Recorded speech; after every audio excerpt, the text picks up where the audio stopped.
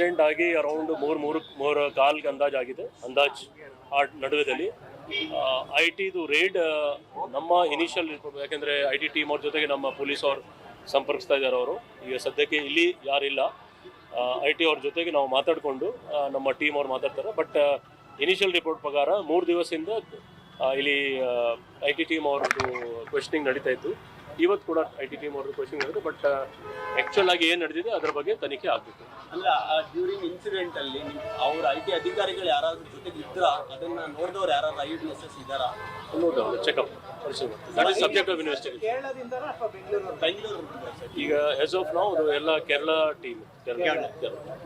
ಇವತ್ತು doctor CJ Roy ಅವರು ಈ ದುರಂತ ಏನಾಗಿದೆ ಅದು ಅತ್ಯಂತ ದಿಗ್ಭ್ರಮೆಯನ್ನು ಉಂಟು ಮಾಡಿದೆ. ನಾನು ಕಾನ್ಫಿಡೆಂಟ್ ಕಂಪನಿಗೆ ಕಂಪನಿ ಪ್ರಾರಂಭ ದಿನದಿಂದಲೂ ಕೂಡ ನಾನು ಅದರ ಲೀಗಲ್ ವಿಚಾರಗಳನ್ನು ನೋಡ್ಕೋತಾ ಇದ್ದೆ. ಆನೇಕಲ್ ಭಾಗದ ಮತ್ತು ಬೆಂಗಳೂರು ಭಾಗದ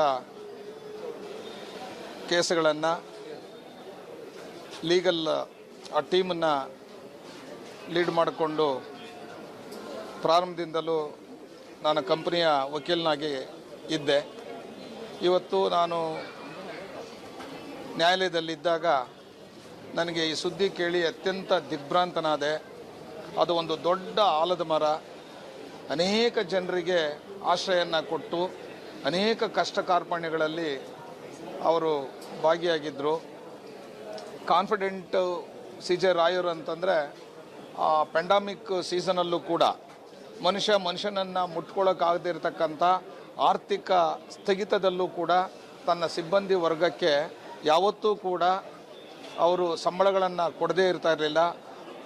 ಎಂಟೈರ್ ಸಂಬಳಗಳನ್ನು ಅವರು ಕೊಟ್ಟು ಅನೇಕ ಸಿಬ್ಬಂದಿಗಳ ಕಷ್ಟಗಳಲ್ಲಿ ಭಾಗಿಯಾಗಿದ್ದಂಥ ಒಂದು ದೊಡ್ಡ ಆಲದ ಮರ ಇವತ್ತು ಅವರನ್ನು ಕಳ್ಕೊಂಡಿರ್ತಕ್ಕಂಥದ್ದು